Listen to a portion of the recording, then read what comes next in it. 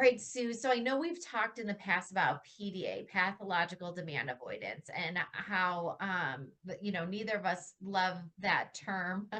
I prefer the demand for autonomy term because really all of us avoid things at times, but there is a specific reason why autistic individuals avoid certain things. And it's not a pathological avoidance. But more specifically today, what I want to talk about is when autistic individuals are demanding of others. And I want you to first answer the neuro part.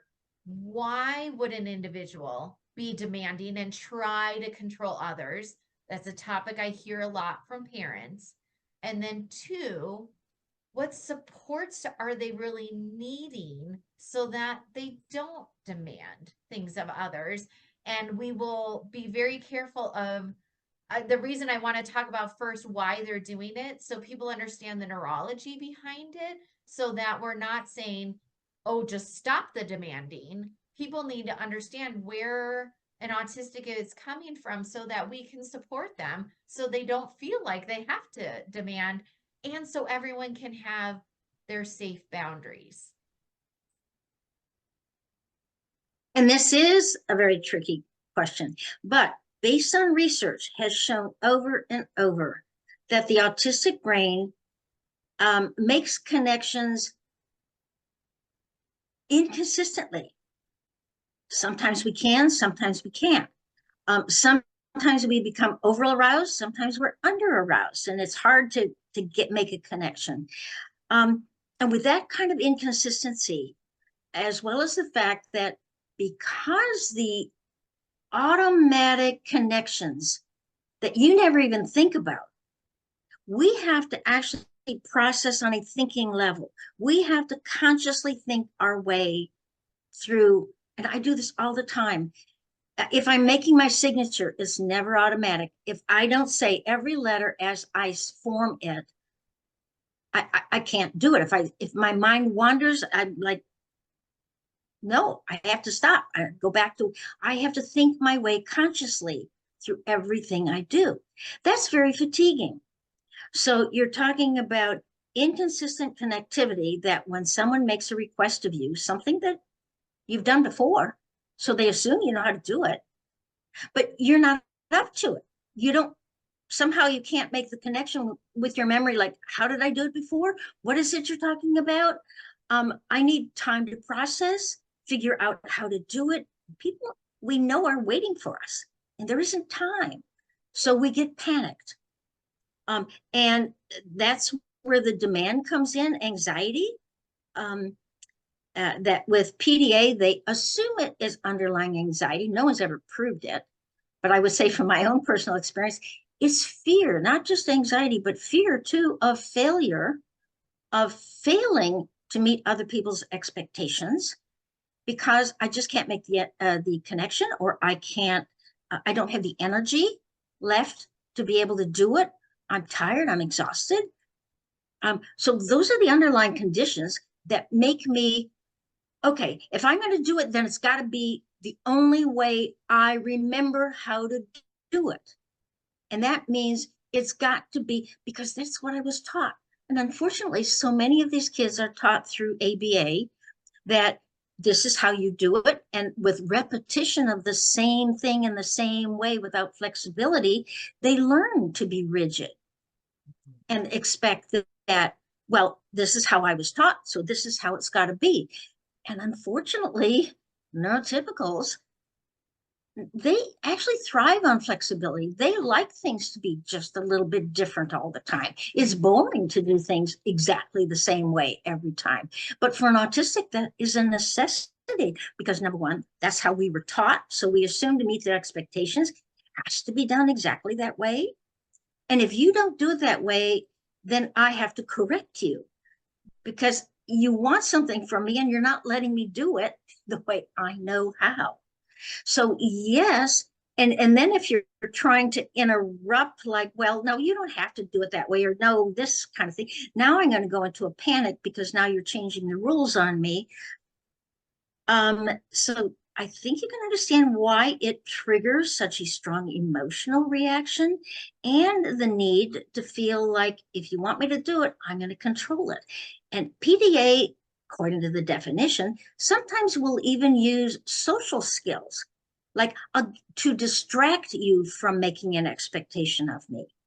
So they're pulling upon any resource they can think of to avoid meeting that demand because they can't at that time, or they don't know how to do it exactly the way they were taught. So are they demanding of other people or trying to control other people just for that comfort of because that's what Because they want to feels meet your better? expectations. Mm. They want to please and do what you're asking them to do, and they're doing it the best way they can. But if in doing so, it's not meeting your expectation, i.e., you don't expect, I'm doing it to an extent you don't expect it, or in a way that you don't expect it, then you're going to be giving me feedback that that's not right. And Mm. now I'm in a panic because now, and in a panic, the only way I know how to make it happen is for you to do your part the way you're supposed to. So I want to control the environment. When I'm in control of the environment, then I feel better because I can make things happen.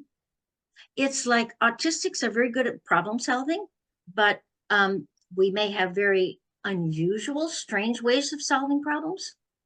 Mm. So basically, we're trying to solve a problem, but in our way, which doesn't necessarily meet your way.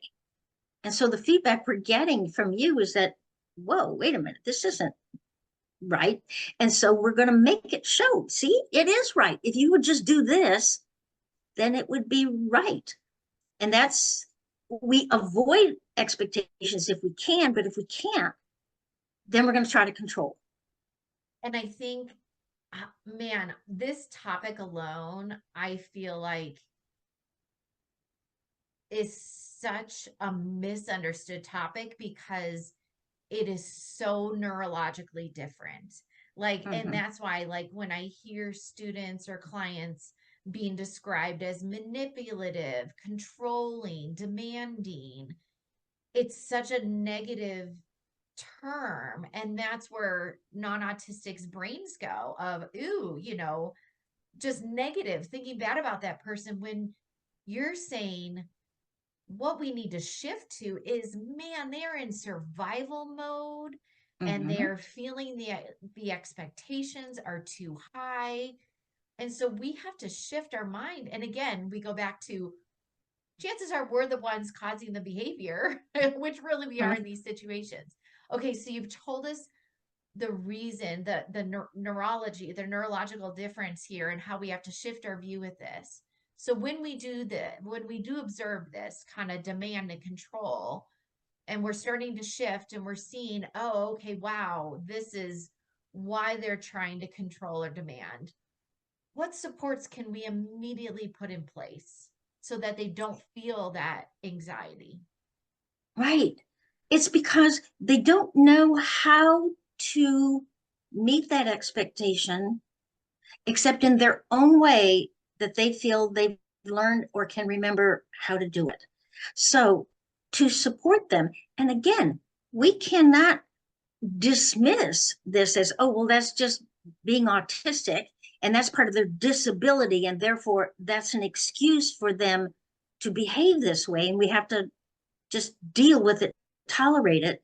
No, I'm sorry, but no one, I don't care what their disability is, there are certain boundaries that everyone has to learn how to respect. So, what I have done with my students with autism that have been in that stage of demanding or feeling they can't meet an expectation that's made of them is to let them know what it is I want from them that they can do. Shift down to what I know is easy for them to do. And it may be let's sit down. I need you to sit down, i.e., that at least stops their activity of trying to control, because they're going to have to be active to control things.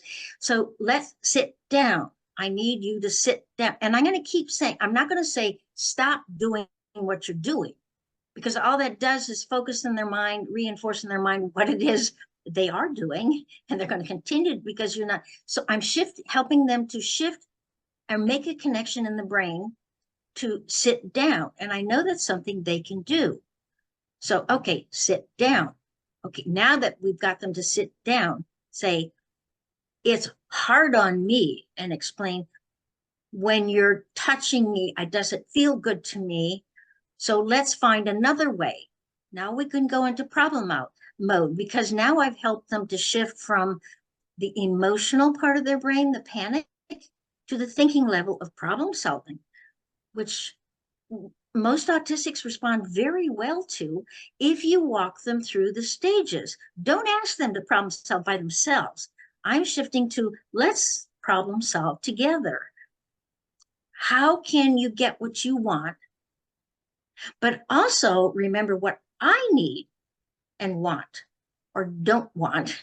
I don't want you touching me, trying to show. If you want to show me without touching me what you need me to do, that's okay.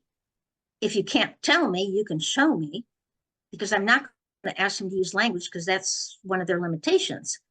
But it's okay if you want to show me without touching me, like, you do it. Show me what needs to be done. And if I can do it, I'll do it. That kind of thing. So does that make sense in terms of supporting them, is to help get them out of that emotional panic stage by focusing on what I want from them that I know they can do. Yes, it definitely helps. And I'm thinking too,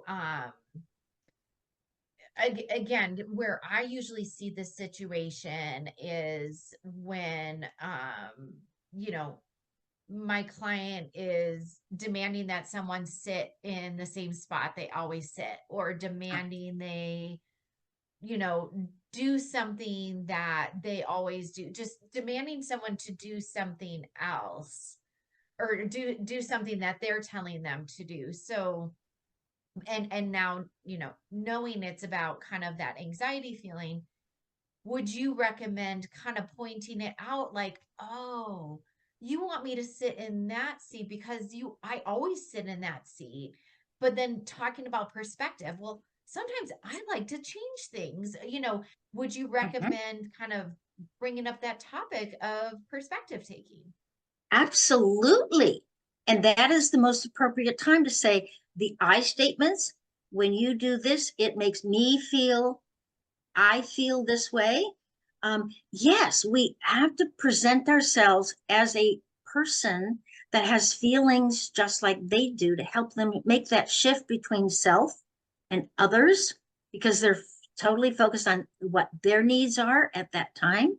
And it's difficult to make a shift in connection to thinking of the other person, especially when we don't share perspectives all that much, Mhm. because typical people um, sort of assume that they know what other people are thinking and feeling. They don't out and out say it. But for autistics, you really kind of have to come out and say, this is how I'm feeling. This is what I'm thinking. Um, and this is what I need from you. And I know you have need something from me. So let's find a solution to what we can meet. And this comes back to flexible teaching too. Mhm. The underlying reason for the rigidity is if they are taught something in one way and repeated that way, they think that's how it has to be, or it's going to be wrong. And now they've failed. So Yes. they're, because we are concrete thinkers, and we don't think flexibly. So if we are taught flexibility, i.e., every session, I always made sure something was different. And then we had to problem solve. Well, how do we deal with that? It's not the same. Now that problem solving helps them realize Oh, if something isn't the way it should be, then let's problem solve. Let's fix it. And things are fixable. So I don't have to be so rigid. So And many that's great tools helps. there. It does. And I swear we talk about this in almost every conversation about problem solving. And I'll drop our free problem solving and trial and error tools below in our YouTube description. Um, but problem solving and then that perspective. And you're right, like us sharing our perspective. Oh, I like to switch up where I sit. What about you? Do you like to sit in the same spot every time? And I'm using sitting as an example, but I'm sure the listeners can generalize, those things that your kids love to have the same all the time. But share your perspective on what you think. And then and that teaches that give and take that other people have different perspectives. Mhm. So I love it. These are strategies that we implement every session if we're therapists, and parents can easily implement every day too. There are problems to solve every single day. So all these great strategies. And I know we started this conversation with when our kids are demanding of us and telling us and trying to control, but hopefully we have shift your mindset, the listener's mindset today, that it's not because they're controlling, they are trying to get the situation to a comfortable level. And so, as communication partners, we can help them start to get there. But there are boundaries. As you said, nobody deserves to get hit. Nobody deserves to be controlled. Nobody wants that in their life.